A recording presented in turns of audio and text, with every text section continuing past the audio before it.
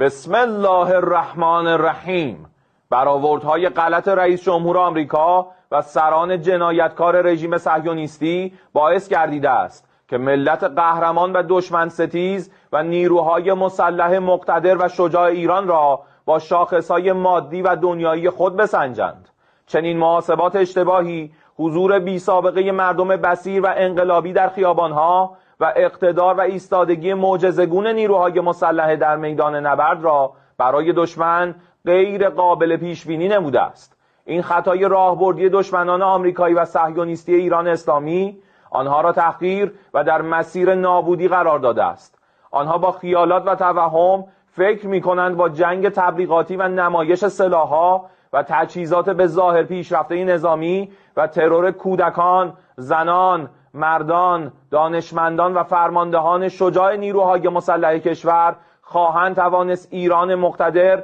و سربلندی را که در طول تاریخ در برابر دشمنان خود سر فرود نیاورده است را تسلیم نمایند و یا به خیال خام و باطل خود بر تنگه هرمز تسلط پیدا کنند که این آرزو را تا ابد به گور خواهند برد. دشمنان شکست خورده آمریکایی صهیونیستی ایران اسلامی باید بدانند ملت آگاه و مقاوم و فرزندان سرافراز آنها در نیروهای مسلح ثابت کردند پای هر متجاوزی به کشورشان را قطع و آنها را به خاک سیاه و مذلت خواهند نشاند و من نصر الا من عند الله العزیز الحکیم.